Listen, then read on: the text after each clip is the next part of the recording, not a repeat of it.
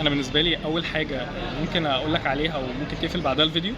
انا محمد علي، سنه ثالثه قصر عيني. ازاي اراجع الفتره الجايه؟ فبالنسبه لي بصراحه ان انت تمشي مع مدرس ده هيريحك كتير قوي، سواء اونلاين او سنتر، بس مدرس ينظم لك دماغك. هيسهل عليك كتير قوي فكره المراجعه دي. ولو انت حابب انت تمشي مع نفسك فانصحك بحاجتين. اول حاجه ان انت تركز قوي على الديفكتات اللي كانت عندك طول السنه. يعني مثلا انت مثلا ذاكرت مثلا في الكيمياء ذاكرت كل حاجه والعضويه مثلا مش احسن حاجه، فاول حاجه تبدا بيها مراجعه هي العضويه. مثلا في الاحياء كذلك، في اي ماده تانية، يعني دايما تبدا بالحاجه اللي هي واقعه وحل عليها كتير. يعني بالنسبه لي اهم حاجه في فتره المراجعه هي الحل. وحل من مصادر موثوقه قدر الامكان.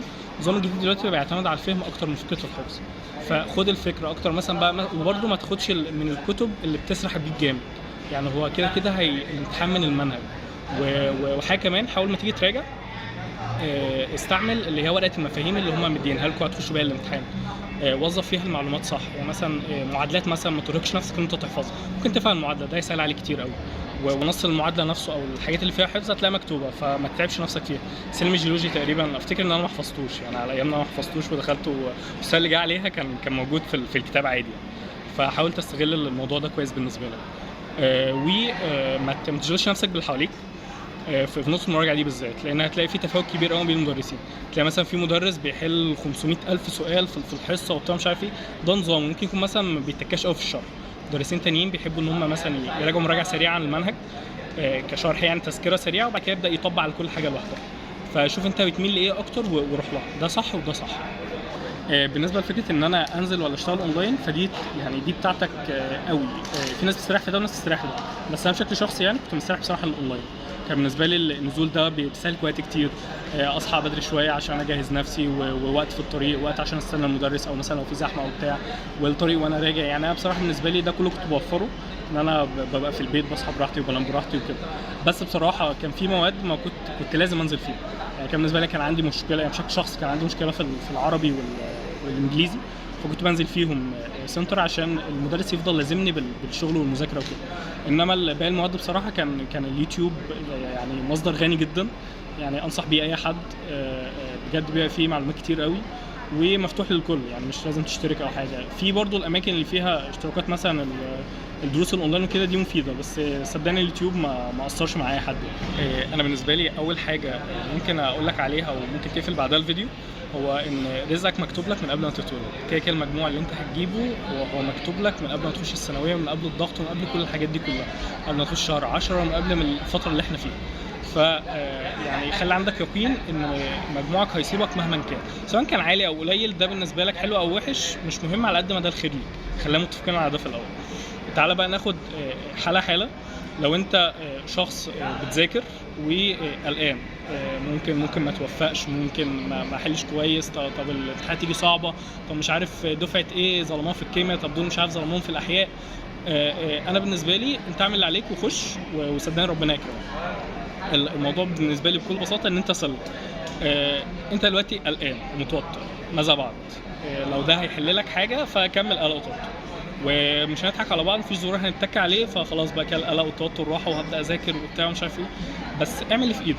يعني انت دلوقتي في ايدك تذاكر، في ايدك مثلا تتك على نفسك شويه في النوم وبتاع وتسهر شويه، اسهر لو شايف ان ده بيجيب حل كتير، فده مهم. مذاكره، تركز على كل حاجه. علاقتك بربنا بصراحه بالنسبه لي هي الكنز في الموضوع ده، ومتاكد ان كتير قال لك كده، بس صدقني هي دي الحقيقه. يعني كلنا بنقول كده عشان فعلا ده اللي احنا لقيناه.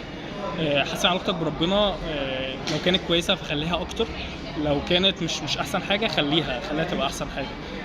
وردك من القران دي حاجه مهمه. صلاه، يعني حافظ على الصلاه، بالنسبه لي ده رقم واحد.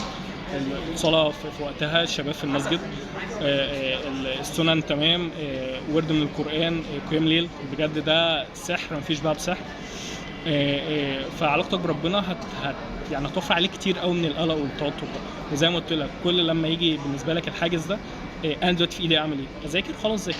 عايز مثلا تريح، ريح على فكره بالمناسبه، يعني ودي نقطه هجي لك فيها بعدين. بالنسبه مثلا للشخصيه بقى اللي هو مذاكر وجامد وانا مفيش مني اتنين وبتاع وكده، اللي بيركبوا سن الغرور ده، فصدقني غرورك ده هو اللي هيوقعك.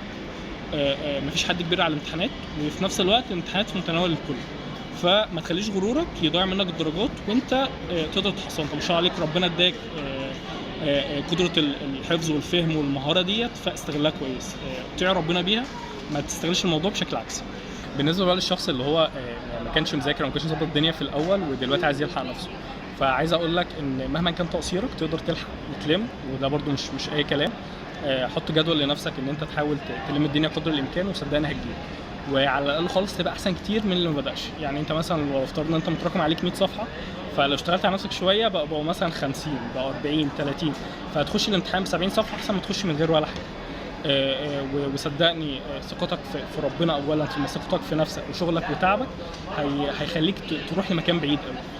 وديت سواء انت ذاكرت او ما ذاكرتش، بدات او ما بداتش، فاعمل اللي عليك لغايه اخر نفس. انا بالنسبه لي بصراحه كان الشفاء بتاعي مثلا يوم النتيجه، ان انت عملت عليك وخلاص. يعني بالنسبه لي ما كانش فارق معايا مثلا هجيب مجموع عالي مجموع قليل، زي ما قلت لك في الاول خالص هي بتاعت ربنا في الاول وفي الاخر.